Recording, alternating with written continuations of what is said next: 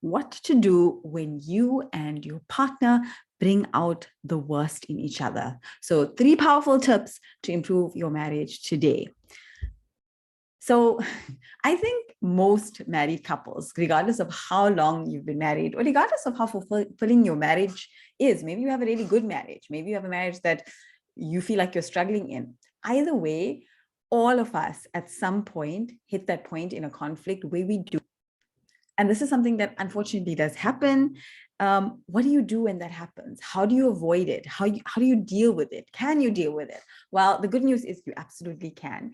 And know that, if you are bringing out the worst in each other, it is a sign. It's not a sign that you shouldn't be together necessarily, but usually it's a sign that one of you or both of you needs to tweak certain things that you're doing. And now this is very, very common way we think, okay, well, if my partner just changes everything will change. And I'm going to discuss this today as well. So a couple of things. I just want to set a few ground rules before I dive into the 3 powerful tips. And alhamdulillah, they really, really are very powerful. Is first of all, we all know that marriage is half our iman. Marriage is half our faith. Now, oftentimes when you think of this, like sometimes if you're looking at it very simplistically, it's like, okay, I got married now I completed half my faith.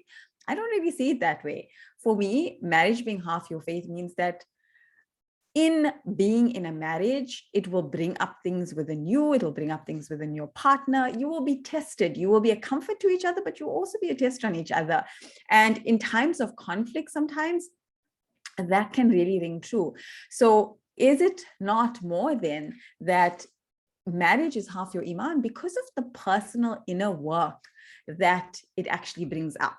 It's that in being married and in maintaining and actually creating a healthy marriage, you actually have to, really strengthen your iman and do your self-development work and explore your ego and explore your nafs and do that shadow work so that you can be a better partner, that you can, make this marriage fulfilling. And that is how you fulfill half your iman. Now, the wonderful thing about this is when you take steps to improve your marriage, any steps, whether you're listening to this podcast and you're implementing it, or you've done one of my programs, or you're, working on counseling or whatever it is, if you have made that intention, if you had made that niyyah to improve your marriage, that is an act of ibadat. It is an act of worship, and you will be rewarded for that intention, regardless of whether the outcome works or not. Because sometimes you'll try certain things and they might not work, and then you become despondent. But know that Allah subhanahu wa ta'ala recognizes your effort, and He rewards it, and He will place barakah in it.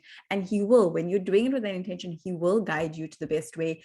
Even if certain things don't work, you will stumble upon things that do. So do not lose courage, because there are many, many ways to actually make your marriage work and make it better. Okay. So marriage does take work. And I think sometimes we all become despondent because we just think, okay, well, I'm doing the best I can. Why is this marriage not working out? And I'm going to talk a little bit about that today. If you've ever found yourself in that situation of like, oh my God, I'm doing the best I can, I can't do any more than what I'm doing, but things are still not working, I have got some special tips for you as well. And when I say marriage takes a lot of work, marriage takes work on you, me as an individual, how I show up to this marriage. This marriage is going to bring up things in me. Yes, there's going to be good times, but in the tough times when things are not working out, it's going to bring up things in me. So as much as marriage is working on you first, and then actually going forward into the marriage. So my first tip is, stop trying to change your partner so much. And as I say this, you might be going, well, Zaahida, you don't know. My husband or my wife, they're just another kettle of fish altogether. Like, they really need to change. Like, I'm doing all the stuff now, they need to change. And I hear you, and I have a lot of compassion for you. And absolutely, there might be areas where your partner does need to do some work. They do need to make changes. But the problem is that sometimes when we spend so much of our focus and our energy and our time trying to fix our partner, when you're trying to fix your partner, when every problem that you have is like, well, they need to change, and you are not investing enough time and energy into working on yourself, right? On doing your own inner work. And I'm not talking about just doing hard work, like in the marriage of like the logistical day-to-day. I'm talking about the inner work. I'm talking about self-development work. I'm talking about healing work, the stuff that we do in my programs and you would do if you're working with a practitioner and things like that. If you're not working on yourself, even if your partner makes every single one of the changes that you want him or her to make, you will still struggle, because we don't even realize sometimes where we sabotage ourselves. You might be sabotaging yourself. Your partner might be trying to reach out to you or trying to love you in a certain way, trying to support you. And you don't even realize that you are getting in your own way or sabotaging the marriage because you're projecting or you're bringing, past stuff into it, or whatever it might be. It's very hard to see that stuff when you're not doing the internal work. So if you're saying something like, let's just say, for example, a very common one that I hear all the time is, my husband just doesn't listen to me. He just doesn't listen to me. He doesn't listen to what I have to say. He doesn't take it seriously. Then I'm going to ask you, with a lot of love and a lot of compassion, what steps have you taken to be a better communicator? And you say, but I talk, I tell him everything. Yes, but if he's not listening, yes, maybe he's at fault, but have you tried every single different kind of communication style to get him to talk? Do you know what your own flaws in communication are? Do you understand the deeper aspects of being able to communicate to a specific individual in a way that they are receptive to listening? Or are you just trying the same old way of communicating over and over and expecting different results? Einstein says, Einstein's quote is, what is it? Insanity is, and I'm paraphrasing here, but insanity is trying the same thing over and over and expecting different results. But how many of us do that? You might be doing that right now without even realizing it. You're like, I keep talking, I keep saying it. Have you tried different ways? And if you say, well, I don't know any different ways, then what have you done to learn different ways of communicating? So that's just one particular problem, issue that you could have in your marriage. And there are so many different ways of seeing it. So doing your inner work actually helps you to see, where am I sabotaging myself? Where do I have gaps in my own understanding? Where could I improve in my way, in my approach to make things work out better? It's about expanding your worldview and expanding your toolkit and expanding the approach and having new ways to deal with the same situations. Because if you keep trying the same thing again, you're going to get the same results. Okay. The second tip that I have for you today is you need to start examining the habits or the patterns that you have within you that are sabotaging your marriage. Now, again, leading on from point one, you might be so focused on your husband's or your wife's, flaws and where they're sabotaging the marriage. But where are you sabotaging the marriage? Do you have a clear idea of it? And if you say, no, I'm not at all, well, I'm sorry to say, each and none of us is perfect. We all have areas where we can improve, myself included.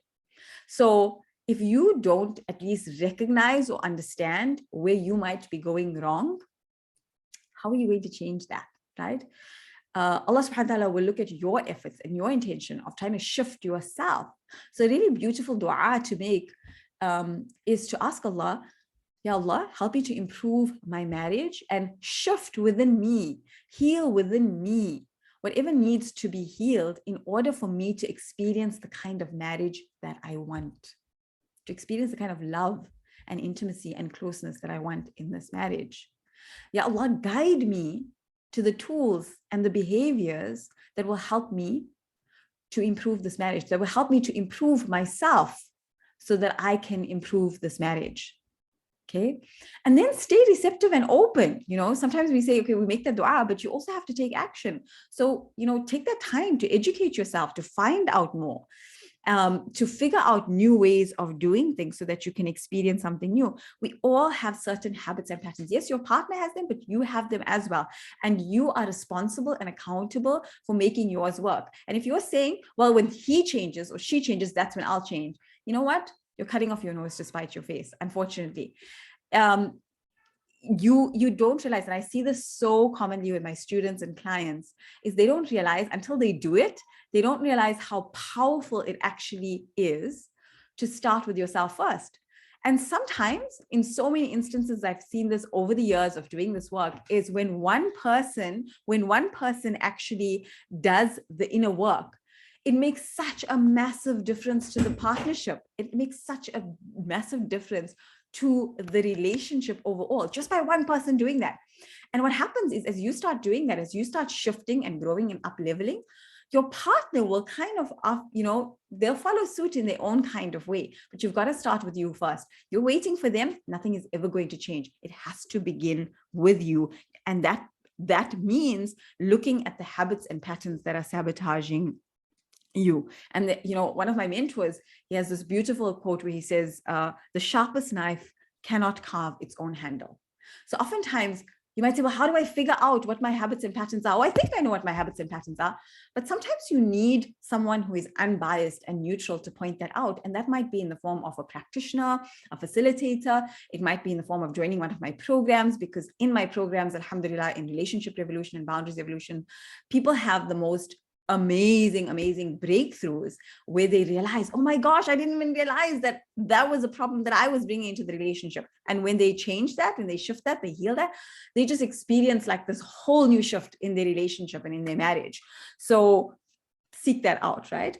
And then the third tip that I have for you is, ask yourself, are you giving up before you've even tried? And now I can almost hear you saying, but Zaahida, I've tried everything. You don't understand. I have given this man my all. I have given this woman everything. Nothing works, right? Is it that you have tried everything? Or is it that you've tried more of the same? You try the same thing in different variations over and over and over, expecting different results. And hey, I just want to say, I know your intention is good. I know that you're doing it from a place of like, if I just try a little harder, then things can be different. And I just want to honor and appreciate you for that. But I'm inviting you to, instead of saying try harder, I'm saying try different, explore new ways, explore new paths. So instead of giving up and saying I've tried everything, know that there are so many things that you haven't even considered, that you haven't even thought of, that you could try, that could make a massive difference. So it's not always about trying harder, it's about trying different. And that's my third tip for you. Now, if you're wondering, what is this different ways, Zaahida? How would I know different ways? Like, I don't know. I think I've tried everything that I know. What more could there be out there? Then I invite you to check out my program, Conscious Communication for Couples. I specifically made this for you if you resonated with what I've spoken about today. If you want to try something different, if you want to examine your own patterns and behaviors, if you want to shift away from and overcome some of the unhealthy patterns that have been set up in your marriage, and you want to not work harder, but work smarter in your marriage and actually experience closeness and experience that fulfillment in your marriage and experience what Allah subhanahu wa ta'ala says is possible in a marriage, right? That closeness and that comfort with each other, then I invite you to check out Conscious Communication. You can find it in the link, or you can check it out via my Instagram, Live Inspired ZA. Conscious Communication is a wonderful, accessible workshop that will teach you how to gain closeness to your partner in very, very practical ways, how to deal with conflict in healthy ways that can bring you closer together. Instead of avoiding conflict or conflict that actually causes harm, you can use conflict as a way to get closer, and how to communicate in ways that your partner will actually listen to you, right? And this is, I get feedback over and over from this workshop of what a tremendous difference it has made to people's marriages. So I highly invite you to check that out. And that's a really, really good step and way forward for you. So I hope that you have found these beneficial. If you try any of these out, or if you try out Conscious Communication, please drop me a DM on my Instagram, Live Inspired ZA. I would love to hear more about your experience. My dua for you is that may Allah subhanahu wa ta'ala bless your relationship with barakah, with closeness. May He make you and your spouse a form of comfort to one another. And by the way, if you're single and you're looking to be in a relationship, Conscious Communication is a really, really good one to start to explore, because you can actually implement some of this before it becomes problematic. So, prevention is always better than cure. So it's a really, really nice one to begin with. So if you're someone who is seeking a partnership, then may Allah subhanahu wa ta'ala guide you to the best of partners and help you to bring out the best in each other always. Till next time, stay inspired. I will see you in the next episode.